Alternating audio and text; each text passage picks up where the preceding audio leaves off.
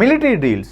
இந்த military deals அப்படின்னு சொல்லும்போது கண்டிப்பாக ரஷ்யா கூடலாம் யாருங்க மிலிட்ரி டீல் பண்ண போகிறா, எந்த நாடும் மிலிட்ரி டீல் பண்ணாது அப்படின்னு சொல்லி அமெரிக்காலாம் நினச்சிட்டு இருந்தாங்க. அப்படி நினைப்பதற்கான காரணம் ஒன்று, அவங்க யுத்தத்தில் ஈடுபட்டு இருக்காங்க.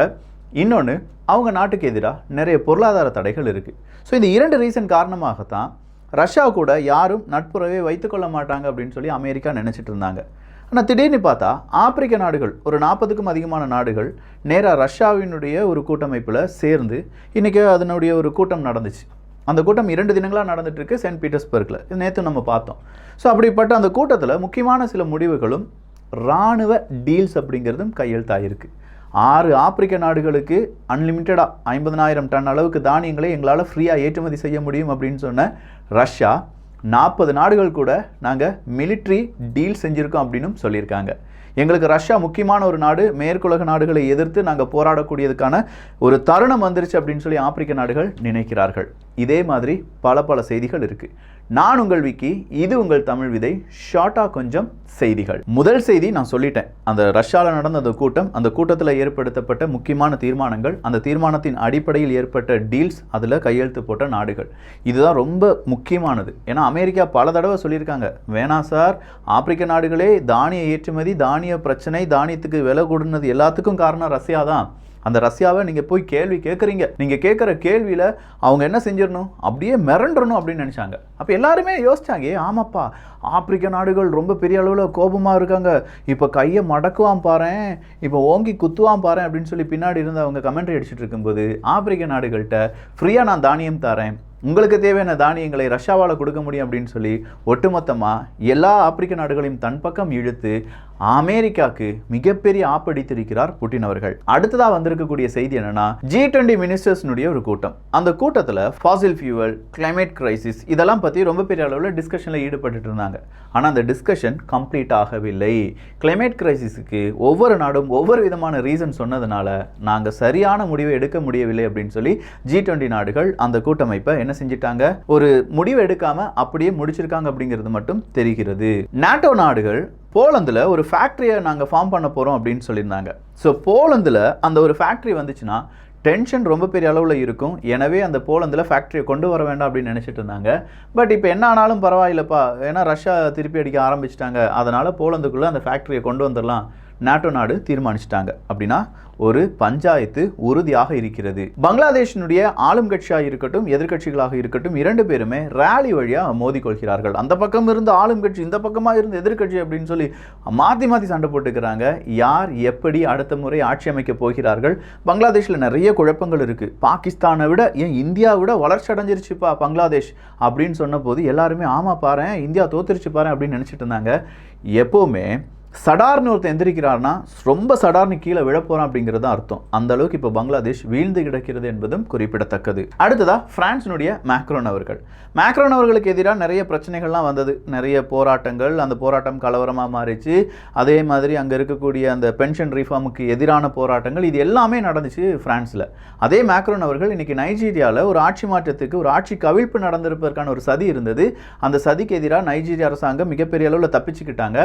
அதுக்கு பின்னாடி யார் இருந்தாலும் அவங்கள நாங்கள் கண்டிக்கிறோம் அப்படின்னு சொல்லி யார் சொல்லியிருக்காங்க? பிரான்சினுடைய அதிபர் மேக்ரோன் அவர்கள் சொல்லியிருக்கிறார். மெக்சிகோ மற்றும் அமெரிக்கா 2 நாடுகளுக்கு இடையே ஒரு கையெழுத்து. அந்த கையெழுத்து என்னன்னா, நிறைய மைக்ரன்ஸ் வராங்க, அந்த மைக்ரன்ஸுக்கு ஒரு பொதுவான இடம் மெக்சிகோவில் அமைத்து கொடுத்து விடலாம் அப்படிங்கிறது தான். ஸோ மெக்சிகோவில் ஒரு பெரிய ஒரு மைக்ரன்ஸுக்கான ஒரு ஃபெசிலிட்டி அமைக்க போகிறார்கள் அமெரிக்கா. சீனா, ரஷ்யா பசிபிக் பெருங்கடலில் அவங்களுடைய ட்ரில்லை ஸ்டார்ட் பண்ணிட்டாங்க. விளாடியோஸ்டக்கில் இருந்து அந்த அந்த ட்ரில் அப்படிங்கிறது ஸ்டார்ட் ஆயிடுச்சுன்னு சொல்லி பார்த்தோம். அதற்கு எதிராக ஜப்பான் இன்னைக்கு அவங்களுடைய குரலை உயர்த்தியிருக்கிறார்கள். அதை எப்படி நீங்கள் செய்யலாம்? இது அநீதி, அநியாயம். நாங்கள் இதெல்லாம் மானிட்டர் பண்ணிட்டு இருக்கோம், யாரும் எதிர்த்து கேள்வி கேட்கலன்னு சொல்லி தப்பாக நினச்சிக்கிடாதீங்க, நாங்கள்லாம் இதை பார்த்து கொண்டு தான் இருக்கிறோம், இதற்கான கண்டனத்தை நாங்கள் தெரிவிக்கிறோம் அப்படின்னு சொல்லி கண்டனங்களை தெரிவித்திருக்கிறார்கள். கார்பன் எமிஷன் அப்படிங்கிறத கம்மி பண்ணுறது மட்டும்தான் எங்களுடைய தலையாய கடமையாக இருக்க போகிறது அப்படிங்கிற அறிவிப்பை ஜெர்மனி அரசாங்கம் கொடுத்திருக்கிறார்கள்.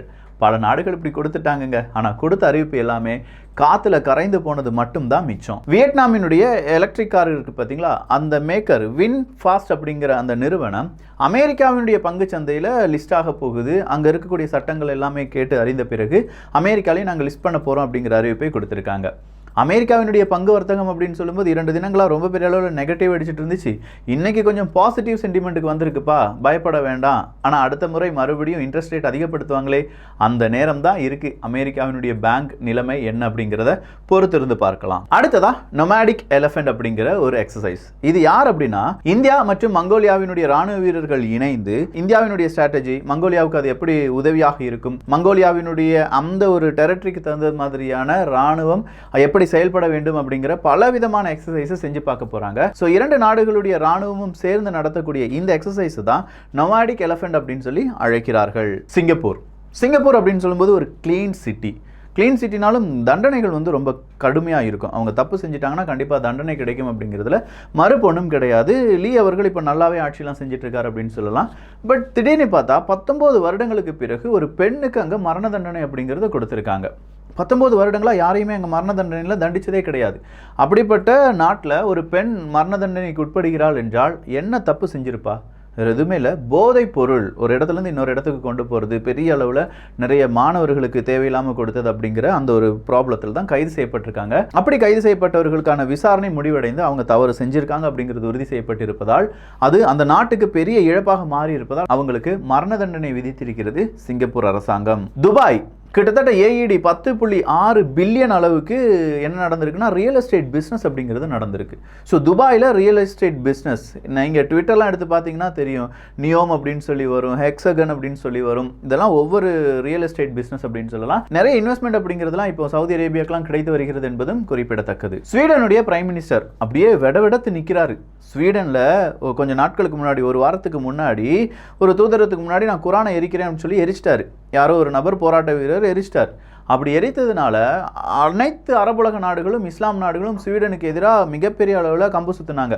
நீ அப்படி செஞ்சிருக்கக்கூடாது அப்படின்னு சொன்னாங்க. அது உண்மையிலேயே கண்டிக்கத்தக்கது தான். துருக்கிலாம் சொன்னாங்க. ஆனால் இன்றைக்கி அதே ஸ்வீடனில் நிறைய பேர் அப்ளிகேஷன் கொடுக்குறாங்களாம். எனக்கு எதிர்ப்பை தெரிவிக்க வேண்டும், நான் குரானை எரிக்க போகிறேன். முதல்ல ஒரு நபர் எரித்ததற்கே இவ்வளோ பிரச்சனைகள் வந்துச்சு. குவைத்தெலாம் 1 லட்சம் குரான் அப்படிங்கிறத அச்சடித்து இங்கே ஸ்வீடனுக்கு அனுப்பிவிட்டாங்க.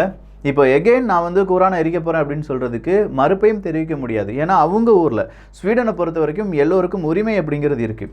ஆனால் ஆதரவையும் தெரிவிக்க முடியாது. ஏன்னா ஆதரவு தெரிவித்தாங்கன்னா மறுபடியும் அரபுலக நாடுகள் எல்லாமே இவங்களுக்கு எதிரியாக மாறிடுவாங்க.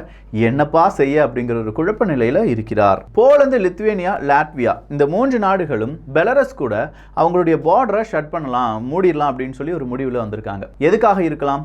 காரணம், பெலரஸில் தான் இப்போ வேக்னார் குரூப் இருக்குது. அந்த வேக்னார் குரூப் அங்கே நிலை கொண்டு இருப்பதால் எப்போ வேண்டுமானாலும் பார்டர் வழியாக உள்ளே வந்துடலாம்.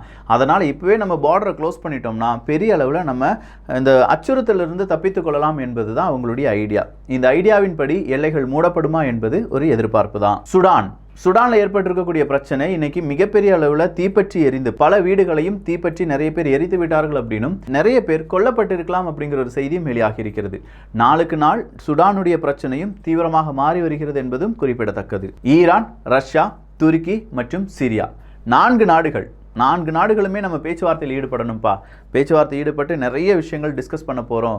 நிறைய விஷயங்கள் டிஸ்கஸ் பண்ணால் மட்டும்தான் நம்ம என்ன செய்ய முடியும், ஒரே கூட்டணியாக இருக்க முடியும் அப்படிங்கிற ஒரு முடிவில் 4 நாடுகள் பேச்சுவார்த்தைக்கு தயாராகி வருகின்றன. சீனாவினுடைய எக்கனாமிக் growth அப்படிங்கிறது 6.3%. எதிர்பார்த்ததை விட ரொம்பவே கம்மியாக இருப்பதனால உலக அளவில் பொருளாதார மந்த நிலைமையும் பொருளாதார வளர்ச்சி ரொம்பவே கம்மியாக இருக்கும் அப்படிங்கிற அறிவிப்பு கொடுக்கப்பட்டிருக்கிறது. பாகிஸ்தானில் இம்ரான்கான் அவர்களுக்கு எதிராக அங்கே இருக்கக்கூடிய எலெக்ஷன் கமிஷன் ஒரு பெயில் வாங்க முடியாத ஒரு அரெஸ்ட் வாரண்டை சப்மிட் பண்ணியிருந்தாங்கல்ல. ஆனால் அதையும் எதிர்த்து இப்போ என்ன செஞ்சிருக்காருன்னா இம்ரான்கான் அவர்கள் மேல்முறையீடு செஞ்சிருக்காரு. ஆனால் அது பெயிலுக்கானது கிடையாது, எப்படியாவது அதை எக்ஸ்டெண்ட் பண்ணி விடலாமா அப்படின்னு சொல்லி மட்டும்தான். இம்ரான்கான் அவர்களுக்கு எதிராக பல வழக்குகளும் இப்போது புதிதாகவும் பதிவு செய்யப்பட்டு வருகின்றன. யுனைடெட் அரப் எமிரேட்ஸ் டெம்பரவரியா இந்திய அரிசி அப்படிங்கிறத எக்ஸ்போர்ட் மற்றும் ரீ எக்ஸ்போர்ட் செய்வதை முழுவதுமாக தடை விதித்திருக்கிறார்கள். இந்த ஒரு தடை அப்படிங்கிறது டெம்பரரி தான்ப்பா. சீக்கிரமாக அதற்கான சொல்யூஷன் எல்லாமே அரிசி நமக்கு தேவையான அளவு கிடைக்கும் போது நம்ம எக்ஸ்போர்ட்டோ இல்லாட்டி ரீ எக்ஸ்போர்ட்டோ செஞ்சுக்கலாம் அப்படிங்கிறது தான் அவங்களுடைய கருத்து. IMF மற்றும் அர்ஜென்டினா இருவருக்கிடையே ஒரு ஸ்டாஃப் லெவல் அக்ரிமெண்ட் அப்படிங்கிறது ஓகே ஆயிருக்கு. கிட்டத்தட்ட 7.5 பில்லியன் அமெரிக்க டாலர் அளவுக்கான உதவிகள் இப்போது யாருக்கு கிடைக்க போகுதான்? அர்ஜென்டினாவுக்கு கிடைப்பதற்கான வாய்ப்புகள் வந்திருக்கின்றன. ஸோ நிறைய செய்திகள் பார்த்துருக்கோம். இந்த செய்திகளை பற்றி உங்களுடைய கருத்துக்கள் இங்கே வரவேற்கப்படுகின்றன. எல்லோரும் தமிழ் விதையில் இணைந்திருங்கள். நல்லதை பகிர்ந்து நல்ல சமுதாயத்தை உருவாக்குவோம். நன்றி, வணக்கம்.